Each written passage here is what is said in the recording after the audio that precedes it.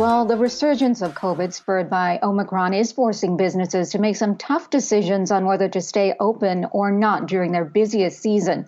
And feeling the impact firsthand is David Nayfeld, Fico Group co-owner and Independent Restaurant Coalition board member. David, thanks so much for coming on today. So I had plans. I booked dinner for 8, Christmas Day, for 8 people. We had family and friends coming in from Los Angeles. They just canceled their trip. They're not coming now. I was able to salvage and, cancel my booking without paying a penalty. I'm wondering, what are you seeing firsthand at your restaurant and among the coalition as far as cancellations due to this wave of Omicron?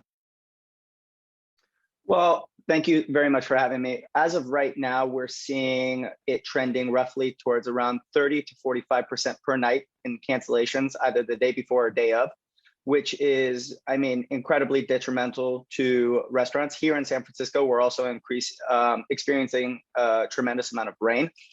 So outdoor dining has become less of an option for us. So right now, what you're seeing is us go through this, as well as a number of restaurants just having to shut down very, very quickly because they're getting breakthrough cases with their all vaccinated staff. So then you essentially have to account for the entirety of the loss of revenue for that night and potentially other nights, as well as loss of product. So we're in a really, really dire situation right now. And David, I just want to ask about the labor situation. We asked you about this, and in your notes today, you said that there are actually 1 million fewer people in the restaurant business. I'm just wondering, is it still tough to attract talent or to attract any kind of workers in your industry, or are you still seeing a really tight labor market? Yeah, look, I think that the labor market, especially when in reference to the restaurant industry, is a multifaceted issue, right? You have people who left certain locales that became too expensive for them to live in. You have the fact that people still have a certain amount of tension when dealing with staff or dealing with clientele that could potentially be combative because they don't like some of these new kind of implementations that we need to do that have been put on us by the government. You have staff that just feel uncomfortable in public still. And then you add to that the fact that our industry is a challenging one to work in, for anyone.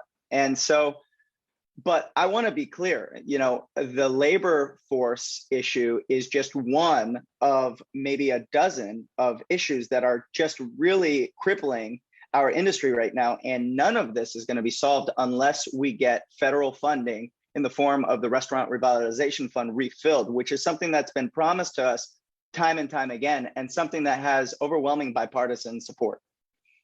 And this, as you say, couldn't happen at a worse time. It is the busiest season of the year for the restaurant industry during the holidays. But I'm wondering, you were also surely impacted, as many other sectors were, with supply chain disruptions, the rising costs of food. Every ingredient costs more, from chocolate to coffee, meat prices, skyrocketing as well. So how have you weathered that over the course of the pandemic? Have you had to raise menu item costs, and have you passed them on to the consumer? And then if you have, what's been their reaction? Right. So, to answer your question succinctly, we've dealt with it poorly, right? Like everyone has had to. There is no, elegant solution to the fact that we just have to raise our prices across the board. And I'm not talking about by a little. I'm talking about menu prices going up sometimes between 30 to 50% if you want to hope to survive this, right? And so that is by virtue of the fact that we're going through record inflation for our time, by the fact that to entice the labor that we need to open our restaurants, we need to overpay them. And I say overpay as in a historic figure, not as in they're being overpaid for their work, because a lot of these people have deserved to get paid more already, right? And so we're dealing with a number of different challenges. And I think at the end of the day, the pricing at restaurants is just only going to go up from here if restaurants hope to survive. The fallout is the fact that Many restaurants aren't even go through that exercise. Many of them are just going to shut their doors. And we're talking about, we've already lost over 100,000 restaurants in the United States permanently. What we're looking towards, if we don't get the restaurant revitalization fund refilled, and I'm talking about like within the coming month, we're already so far behind the ball. A lot of these people are not going to make it past this New Year's. Well, let me continue that discussion then. What's it going to take to get this through? I haven't heard about the Restaurant Revitalization Fund in some time, and we just had the Build Back Better plan kind of drop off the radar now. Is in the new year, what is it going to take to drive the impetus for this? And maybe one thing just coming to my head here is lower menu prices, because if in the face of all this economic hardship, all you can do is raise prices 30 to 50%. If you do get the funds, are you going to be able to keep prices at more manageable levels?